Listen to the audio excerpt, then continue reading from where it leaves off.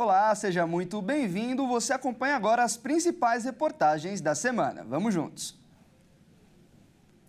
As queixas contra os planos de saúde quase quadruplicaram no período de 5 anos. O balanço foi feito pela Agência Nacional de Saúde, que está tentando encontrar maneiras para evitar tantas reclamações e facilitar a vida de tantos clientes quanto das operadoras. A Agência Nacional de Saúde Suplementar, a ANS, abriu no último dia 7 consulta pública para discutir diferentes temas envolvendo planos de saúde, desde a revisão das regras para incentivar a venda de opções exclusivamente ambulatoriais, sem direito à internação, até rever critérios de reajustes dos planos individuais e familiares para possibilitar que as operadoras façam reajustes excepcionais. A discussão acontece em meio a uma crise no atendimento por parte dos planos de saúde. Entre 2018 e 2023, as reclamações saltaram de 97.336 para 353.784. Para a ANS, o aumento das queixas deve ter relação com o empoderamento e o maior entendimento dos beneficiários sobre seus direitos. Atualmente, a Notre Dame Intermédica é a empresa com maior número de queixas. No ano passado, foram registradas 49 mil reclamações. Em 2018, eram 5.578. O que significa um crescimento de 778% nos últimos 5 anos. A empresa não reconhece o aumento e indica a alta de 153% nas queixas em outro intervalo, entre os meses de agosto de 2019 e agosto de 2024. Por 3 anos, de 2018 a 2020, a Amil foi líder do ranking, perdendo o posto no ano seguinte para a Notre Dame Intermédica. Na Amil, as queixas cresceram 74% entre 2018 e 2023. Na operadora, os principais problemas são regras para acesso aos atendimentos, reembolso e suspensão e rescisão contratuais. Segundo a operadora, de janeiro a agosto do ano passado, houve uma média de 0,005 reclamação por cliente junto à ANS. O aumento das reclamações acontece em meio à crise financeira vivida pela ANS, que está com dificuldades de pagar agências de viagem e os Correios. Segundo a advogada Ana Navarrete, membro do Conselho Nacional de Saúde, a ANS já provou que tem dificuldades em impor uma regulação aos planos de saúde, considerando o aumento das reclamações, bem como o avanço da judicialização. Entre 2021 e 2023, as queixas relacionadas a reajuste contratual subiram 137%. Já os novos casos envolvendo tratamento médico hospitalar atingiram 115.669 reclamações no ano passado, um salto de 83% em comparação com 2021. E de acordo com a Organização Mundial da Saúde, estima-se que os transtornos mentais sejam uma das principais causas de afastamento do trabalho, impactando a produtividade e a qualidade de vida dos empregados. Nos últimos anos, a saúde mental no ambiente de trabalho tem ganhado destaque nas discussões sobre bem-estar e produtividade. Estudos indicam que o esgotamento mental, o estresse e a ansiedade são cada vez mais comuns entre profissionais de diversas áreas. Esse cenário, além de impactar diretamente a qualidade de vida dos trabalhadores, reflete também nos resultados das empresas, com a queda de produtividade, aumento de afastamentos e maior rotatividade de funcionários. O índice de atestados médicos referente a CIDs, que está ligado à saúde emocional, ausências temporárias para comparecer uma terapia, e isso é bom porque está procurando ajuda, e aquele colaborador que às vezes não procura ajuda e que se cala, se fecha e começa a comprometer o resultado dele, começa a ser cobrado, ele não sabe lidar com essa cobrança e aí ele acaba solicitando, entrando no desligamento, indo para outra empresa, acreditando que aquele outro cenário ele pode se adaptar, vai ser diferente. Poucos meses depois ele vê que o cenário não é diferente, ele acaba se desligando, indo para outra empresa, então a gente começa a ter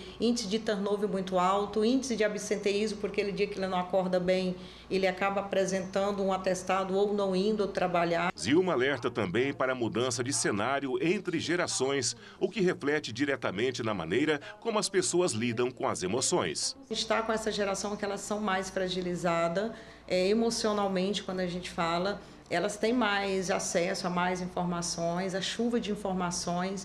A gente tem um cenário também de um padrão que é muito cobrado devido às redes sociais e acaba vendendo uma ideia muito falsa e as pessoas acabam entrando muito nessa ideia que aquele padrão tem que ser seguido e começa a querer seguir modelos e autocobrança também.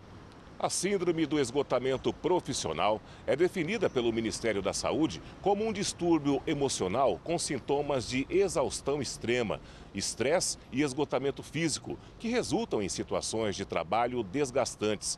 Apesar do problema impactar diretamente a saúde mental e estar ligado, sobretudo, ao trabalho, 43% desses trabalhadores sentem-se desamparados para abordar questões de saúde mental com gestores ou colegas. A doença que vem sendo muito discutida no ambiente corporativo é o burnout, que desde 2022 ela tornou-se uma doença ocupacional e junto dela a depressão, a ansiedade, eu diria que são os 3 fatores aí, os transtornos mentais mais evidentes. Mas tem crise do pânico também, tem as pessoas, essa irritabilidade das pessoas no ambiente de trabalho também, essa insegurança, falta de confiança. Então, precisa perceber alguns sinais, entender que na maioria das vezes elas querem um canal de ajuda, elas não querem ser rotuladas, trazer programas de liderança, liderar as emoções, entender de repente algumas lideranças mais tóxicas, levar isso para quem é um líder mais tóxico, para ele entender o quão nocivo ele é para a empresa e trabalhar principalmente os 2 lados juntos, né? O lado pessoal, o lado profissional, pensando num bem maior que a empresa.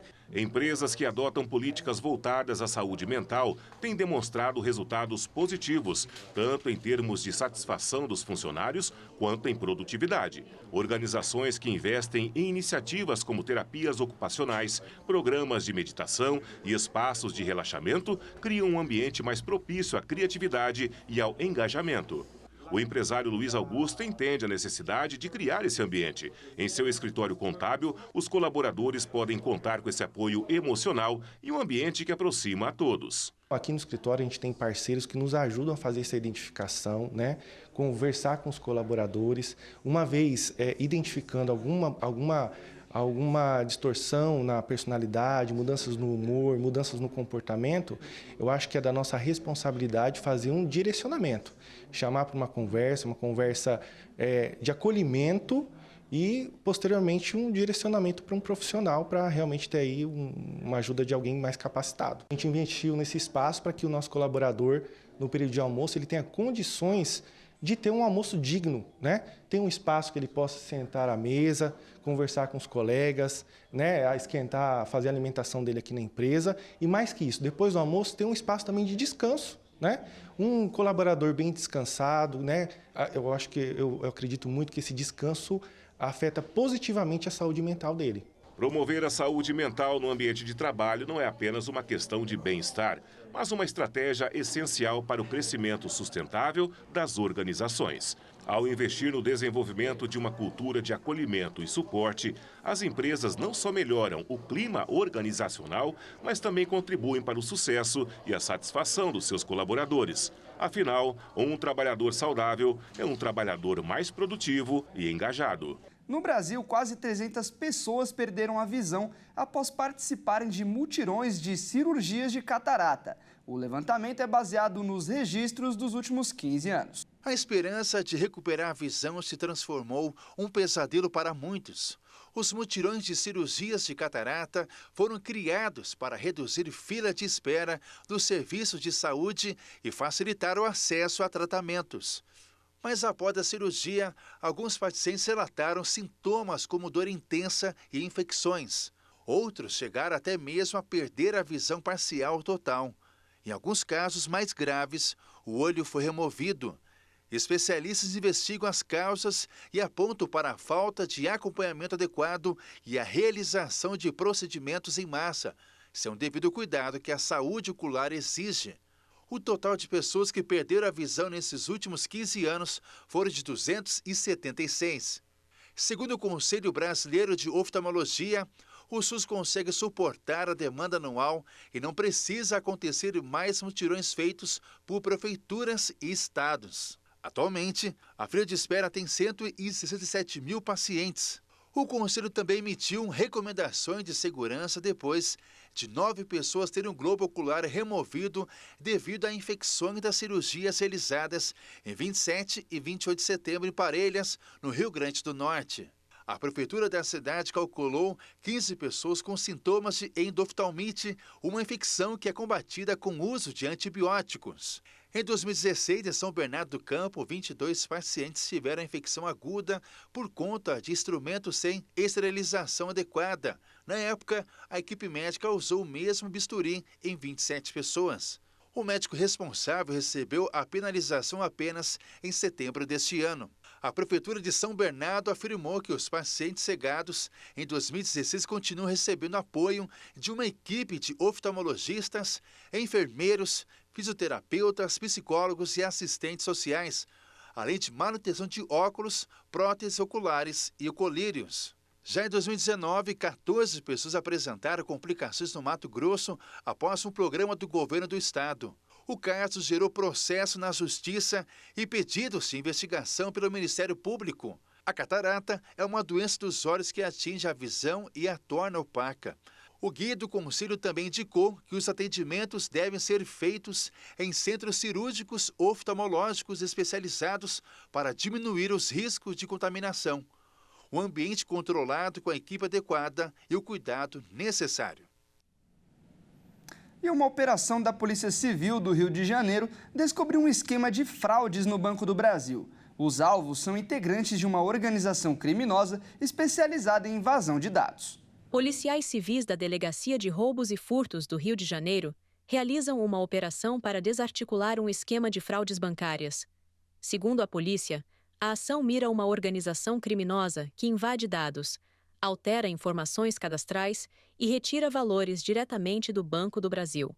Os agentes buscavam cumprir 6 mandados de busca e apreensão na capital, Baixada Fluminense e no estado do Mato Grosso.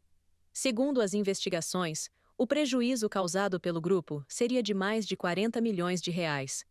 As investigações revelaram que a quadrilha contava com a colaboração direta de um gerente da instituição financeira do Mato Grosso, um funcionário da área de tecnologia da informação e terceirizados do banco.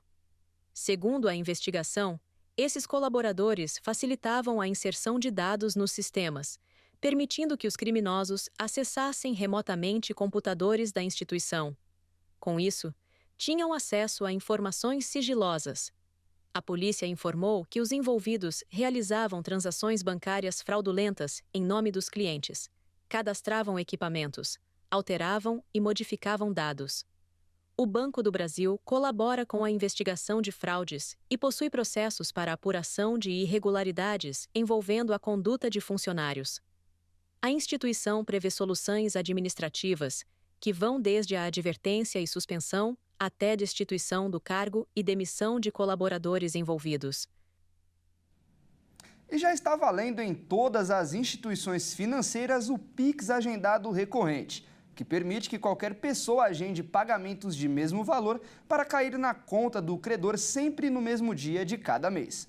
Seguindo as regras definidas pelo Banco Central do Brasil, o Pix Agendado Recorrente passa a ser um serviço obrigatório para todas as instituições financeiras. Essa nova modalidade permite que qualquer pessoa agende pagamentos de mesmo valor e de forma recorrente para cair na conta do recebedor, sempre no mesmo dia de cada mês. Funciona para quitar contas diretamente para outra pessoa física, o pagamento para outros profissionais autônomos que recebam como pessoa física física ou por meio de CNPJ, também pode ser cadastrado no agendamento recorrente do Pix, como terapeuta, diarista, personal trainer, entre outros. A modalidade também permite o agendamento para outras situações, como mesadas para os filhos. O Pix agendado já era permitido pelo Banco Central, mas os bancos não eram obrigados a oferecer o serviço. Agora, qualquer instituição deve oferecer. O Pix automático também será usado em cobranças recorrentes, mas apenas com pagamentos para serviços como contas de água e luz, mensalidades escolares, condomínios e parcelamento de empréstimos, como já acontece no débito automático.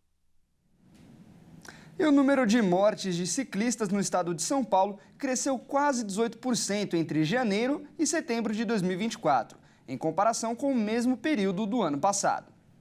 A plataforma de acompanhamento de trânsito do Detran SP apontou que foram 317 óbitos registrados no estado nesse ano, contra 269 mortes entre janeiro a setembro de 2023. É o maior patamar de mortes registradas pela plataforma nos últimos 10 anos. Na capital paulista, os dados também revelam um aumento no número de mortes entre janeiro a setembro. Foram 33 mortes em 2024 contra 26 do ano anterior, alta de mais de 26%. A Prefeitura de São Paulo, por meio da Secretaria Municipal de Mobilidade e Trânsito, disse por meio de nota que ampliou nos últimos anos os recursos e ações voltadas ao fortalecimento da segurança no trânsito da cidade. Segundo a pasta, desde 2021, foram mais de 185 milhões aplicados em atividades exclusivamente de educação no trânsito, sendo que 54 milhões somente em 2023, um crescimento de mais de 30% em relação a 2022. A Prefeitura também destacou que é feita uma fiscalização por meio de rondas periódicas em viaturas para coibir possíveis irregularidades e desrespeito às leis de trânsito. A capital tem a maior malha cicloviária do país, com 743 quilômetros de extensão, e a Prefeitura vem trabalhando para ampliar e integrar a rede, ofertando um espaço adequado aos ciclistas, tornando os deslocamentos mais seguros. E veja a seguir: construção das casas aumenta preços e cai a qualidade. E ainda, árbitros da CBF são afastados após polêmicas. Nós voltamos já.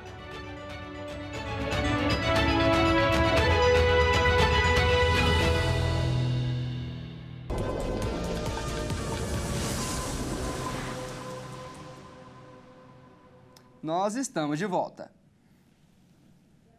Falta exatamente um mês para a Black Friday, uma das datas mais esperadas do ano, tanto pelo comércio quanto pelos consumidores. O anúncio de promoções já começou e as entrevistas para contratações também. A expectativa é que este ano sejam abertas 450 mil vagas provisórias para todos os trabalhadores. Varejistas de todo o país começam a divulgar descontos com um mês de antecedência da Black Friday, que neste ano está marcada para 29 de novembro. As contratações temporárias também iniciaram e a previsão é que em todo o país cerca de 450 mil pessoas sejam contratadas para esse período. No Brasil, muitas empresas optam por ações que se estendam ao longo de novembro ou semanas de descontos antecipados para aquecer as vendas. A expectativa é que produtos dos setores de telefonia, eletroeletrônicos, móveis e eletrodomésticos dominem o interesse dos clientes. Os eventos climáticos extremos, a guerra no Oriente Médio e as incertezas econômicas associadas ao período eleitoral diminuíram a confiança dos brasileiros. E a elevação da taxa básica de juros, a Selic, na última reunião do Comitê de Política Monetária, também causou dúvidas para o comércio. Mas, ainda assim, a previsão da Associação Brasileira do Trabalho Temporário é que o cenário para esse ano seja de estabilidade, com relação ao mesmo período do ano passado. As contratações temporárias devem ser responsáveis por 45% das vagas disponibilizadas. Um estudo aponta que 54% dos empresários já contrataram ou pretendem contratar para a semana da Black Friday e para o Natal. Também é importante ressaltar que 20% dos trabalhadores momentâneos são efetivados no país. As vagas são oportunidades para jovens e adultos que procuram entrar ou retornar ao mercado de trabalho. As seleções para essas vagas ainda estão em andamento, com diversas oportunidades até o final do ano. A maioria das contratações não exige experiência. E a Comissão de Finanças e Orçamento da Câmara Municipal de São Paulo marcou a primeira reunião para discutir o orçamento do ano que vem para a cidade. Quando o assunto é conta, uma que não deverá estar no projeto de lei, mas interessa muito ao cidadão, é a da tarifa de ônibus. Em princípio, não vai mudar nada. Dados da SP Trans, empresa que administra o sistema de transporte urbano da capital paulista, mostram que o subsídio pago pela Prefeitura de São Paulo às operadoras de ônibus atingiu um recorde histórico de 5 bilhões e 300 milhões de reais em 2023. Isso quer dizer que a cada vez que um passageiro deixava R$ 4,40 ao rodar a catraca do ônibus, a Prefeitura desembolsava R$ 2,55 para completar o custo daquela viagem. Esse subsídio é 60% maior que o pago em 2020, ano que a Prefeitura anunciou o último reajuste da tarifa. Na época, o prefeito era Bruno Covas. O problema piorou em 2024. De janeiro a agosto, a Prefeitura já desembolsou 4 bilhões e 600 milhões de reais para manter o preço da tarifa congelado. Com esse congelamento das passagens, a Prefeitura já banca R$ 3,23 para cada viagem dos passageiros. O subsídio equivale a 73% do valor pago pelos passageiros.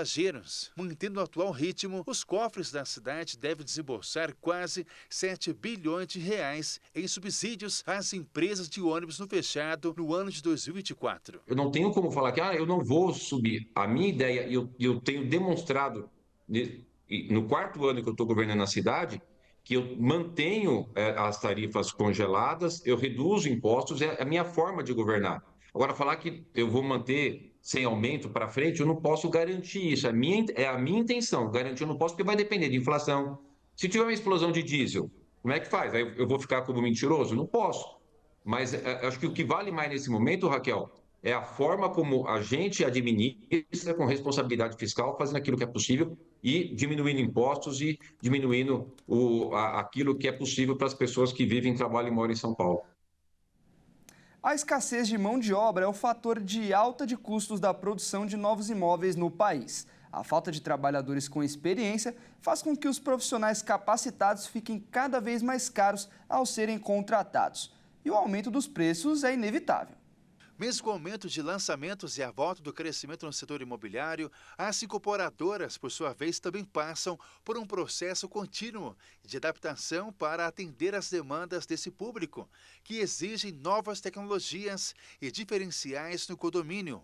O aumento de preço dos imóveis, que por sua vez é puxado pela alta do custo de construção. A escassez de mão de obra qualificada é um novo fator de pressão nos custos de produção de novos imóveis e tem alimentado as novas altas dos preços de projetos e lançamentos em 2024. Além disso, os números recordes de ocupação no país também fazem com que trabalhadores com experiência tenham deixado o setor imobiliário para seguir carreira em novos empregos. Tudo isso acabou aumentando a competição pela mão de obra no setor de construção civil e pressionou as empresas do segmento a aumentar os salários ofertados para conseguir atrair funcionários.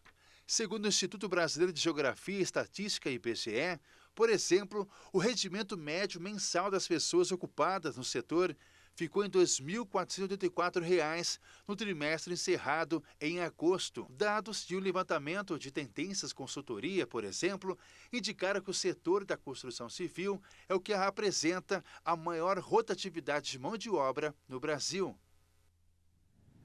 Vamos ver agora uma história emocionante de um menino na Inglaterra que nasceu surdo e ouviu pela primeira vez. O registro foi publicado pelo pai do garoto nas redes sociais e comoveu os internautas. A vida de um garoto de Manchester, na Inglaterra, ganhou uma nova melodia. Nascido parcialmente surdo na orelha esquerda, Henry encantou a internet após receber um aparelho auditivo de seu pai. Segundo o pai do menino de 8 anos, ele nasceu com uma malformação na orelha e desde cedo muitos aparelhos foram testados, mas nunca nenhum funcionou. Depois de anos de expectativas, Henry conseguiu escutar pela primeira vez pelo ouvido esquerdo com um novo dispositivo. O vídeo foi compartilhado no TikTok pelo pai do garoto, Liam. No registro, é possível ver o Henry feliz e com um grande sorriso. O aparelho auditivo usado por ele é o implante que funciona por meio de vibrações. O dispositivo é ajustado ao crânio do paciente durante uma pequena operação e assim capta o som e envia para o ouvido interno por meio da vibração dos ossos próximos ao ouvido. O implante pode ser retirado para dormir, nadar ou tomar banho. O pai do Henry ainda afirmou no post que está orgulhoso do filho. E uma enorme cidade maia foi descoberta séculos depois de desaparecer sob a copa das árvores numa selva no México. Vamos ver. Os arqueólogos encontraram pirâmides, uma arena de jogos, vias que conectam diferentes distritos e anfiteatros no estado de Campeche, no sudeste do país. Os especialistas descobriram o complexo, que foi batizado de Valeriana. Eles acreditam que a cidade recém-descoberta é a segunda em densidade, atrás apenas de Calakmul, considerado o maior sítio arqueológico maia de toda a América Latina. A equipe descobriu 3 sítios no total, que são do tamanho aproximado da cidade de Edimburgo, capital da Escócia, por acidente, quando o arqueólogo investigou alguns dados disponíveis na internet. O estudo que ele encontrou utilizou o LIDAR, uma técnica de sensoriamento remoto que dispara milhares de pulsos de laser de um avião e mapeia a presença de objetos e construções. Para isso, a tecnologia leva em conta o tempo que o sinal leva para retornar à aeronave. O estudante de doutorado na Universidade de Tulane, nos Estados Unidos, Thomas, processou os dados com métodos usados por arqueólogos e ele viu o que outros não tinham observado ainda. Uma enorme cidade antiga que pode ter sido o lar de 30 mil a 50 mil pessoas durante seu auge, em meados de 750 a 850 d.C. Esse número supera a quantidade de habitantes da região nos dias de hoje, optam os pesquisadores. Thomas e seus colegas nomearam a cidade de Valeriana em homenagem a uma lagoa próxima. Ainda não se tem certeza do que causou o fim e o abandono da cidade, mas os arqueólogos dizem que as mudanças climáticas foram um fator importante nesse processo. Os cães são capazes de compreender as palavras. Pelo menos é o que mostra alguns vídeos que viralizaram na internet. E também uma pesquisa realizada pela Universidade da Califórnia que confirmou que não é um truque. Vários vídeos em que cães pressionam botões de som que emitem palavras curtas como uma forma de comunicação com os tutores se tornaram uma tendência na plataforma de vídeo TikTok. E segundo um novo estudo da Universidade da Califórnia em San Diego, publicado na revista científica PLOS ON, os cães conseguem compreender a palavra proferida pelo equipamento quando apertam um botão de comando. Segundo o cientista cognitivo Federico Rosano, um dos autores do estudo, foi constatado que as palavras são importantes para os cães e que eles respondem em si não apenas a sinais associados. Para chegar a essa conclusão, os pesquisadores do Laboratório de Cognição Comparativa realizaram 2 experimentos com 2 grupos separados de cães de estimação. Todos eles com conhecimento prévio dos comandos fora, fora, brincar, brinquedo e comida, comer, jantar, com fome. Em um dos experimentos, cientistas fizeram uma visita às casas de 30 cães e no outro, 29 donos de cães conduziram eles mesmos, seguindo as instruções dadas pela equipe. A partir disso, os pesquisadores concluíram que os cachorros reagiram à brincadeira e ao exterior com comportamentos apropriados. Na opinião dos autores do experimento, isso sugere que os cães respondem adequadamente aos toques nos botões, mesmo na ausência de outras pistas contextuais ou produzidas pelo dono. Nos 2 experimentos, cães demonstraram cerca de 7 vezes mais comportamentos direcionados à brincadeira em respostas a palavras relacionadas a brincadeiras e níveis iguais de comportamentos direcionados ao exterior, lado de fora da casa, em resposta às palavras relacionadas. Para os cientistas, isso sugere que eles reconheceram e responderam apropriadamente a essas 2 palavras.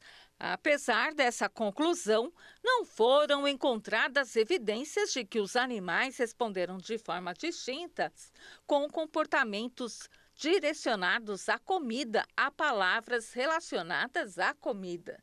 Na opinião de Rossano, estudos futuros irão explorar como cães usam ativamente esses botões, incluindo o significado e a sistematicidade por trás das sequências de pressionamentos de botões. Hoje, a pesquisa ressalta a importância de estudar os animais em seu ambiente doméstico, proporcionando uma compreensão ecologicamente mais válida de suas habilidades. O mundo nunca expeliu na atmosfera tanto gás que provoca o efeito estufa. A Organização Mundial divulgou o levantamento sobre o que aconteceu no ano passado e alertou que está passando da hora de tomar providências para solucionar o problema. Em 2023, a concentração de gases de efeito estufa na atmosfera atingiu novos recordes, conforme o mais recente relatório da Organização Meteorológica Mundial vinculada à ONU. Esse crescimento, impulsionado pela queima de combustíveis fósseis, como carvão, gás natural e petróleo, eleva o risco de um aquecimento ainda maior do planeta nos próximos anos e coloca em xeque a meta estabelecida pelo Acordo de Paris, que visa limitar o aumento das temperaturas globais a 1,5 graus Celsius em relação aos níveis pré-industriais. O dióxido de carbono, CO2, responsável por cerca de 64% do aquecimento climático, se acumula na atmosfera a uma taxa nunca vista, registrando um aumento de mais de 150% em comparação aos níveis do período pré-industrial. Esta marca representa o 12º ano consecutivo de crescimento das emissões acima do recomendado, para evitar graves consequências ambientais.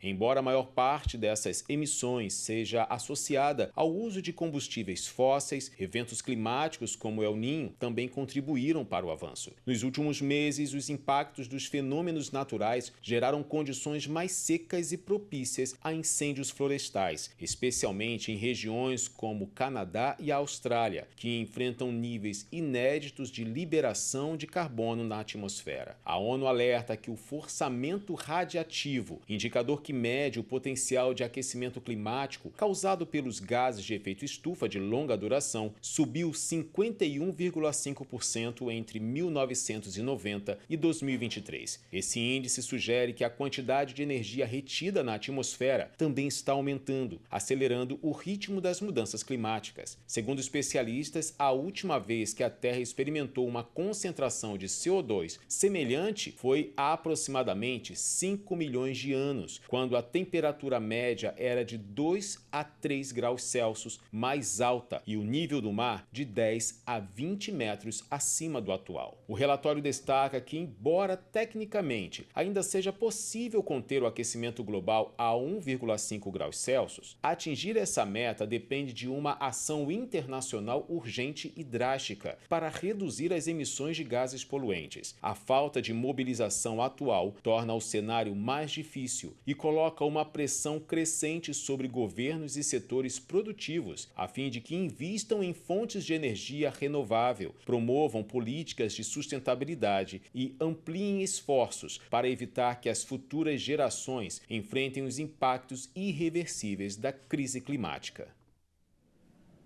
E agora vamos falar de esportes aqui no nosso jornal. Quem vai trazer as informações é o Pedro Veraldi. Boa tarde, Pedro. Seja muito bem-vindo. E vamos começar com um dado bastante curioso. O Flamengo do Piauí vive uma de suas piores fases e não tem conquistado muitas vitórias nos últimos anos, não é mesmo? Boa tarde, Fernando, e a todos que nos assistem. É isso mesmo. O time só teve uma vitória nos últimos 3 anos e está sendo considerado o pior time do mundo. Vamos ver. O Flamengo do Piauí vive a pior fase da sua história. Com apenas uma vitória nos últimos 3 anos, o Leão teve menos sucesso do que o Ibis, que leva a fama de pior time do mundo, mas venceu 10 jogos nesse mesmo período. Além da má fase dentro de campo, o rubro-negro do Piauí passou por muitas polêmicas com manipulações de resultados, intervenção judicial e reformulação no âmbito político. O clube já está há 11 anos sem ganhar um título. Vamos ver o retrospecto do clube nesses 3 anos. Em 2022, 14 jogos, 1 empate e 13 derrotas. Em 2023, são 6 jogos, 1 vitória, 2 empates e 3 derrotas. E em 2024, 8 jogos, nenhuma vitória, 2 empates e 6 derrotas. Totalizando então 28 jogos, 5 empates e 22 derrotas e apenas 1 vitória. A única partida vencida ocorreu em 27 de setembro de 2023 contra o Piauí no placar de 4-1 pela Série B do Campeonato Piauiense. Essa foi a primeira vitória da equipe após o rebaixamento da primeira divisão em 2022. E mudando de assunto, mas ainda falando sobre futebol, a CBF afastou alguns árbitros depois de algumas polêmicas no Campeonato Brasileiro, não é mesmo, Pedro? Exatamente, Fernando. Isso aconteceu depois de alguns lances polêmicos no Campeonato Brasileiro. Esses lances resultaram no afastamento de árbitros de campo e de vídeo. Vamos conferir quem são.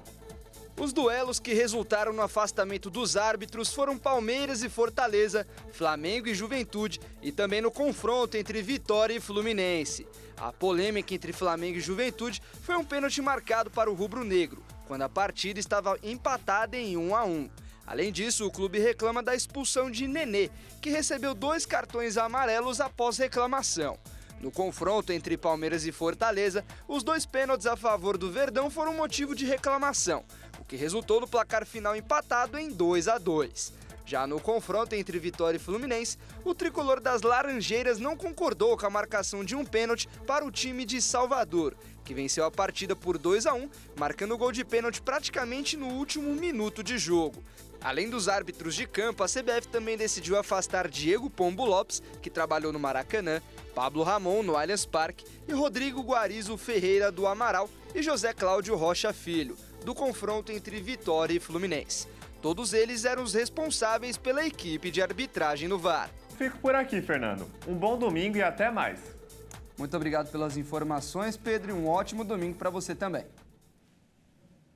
E essa edição termina aqui. Se você quiser rever alguma das nossas reportagens, basta acessar o canal Jornalismo Hit no YouTube. Muito obrigado pela companhia e até mais.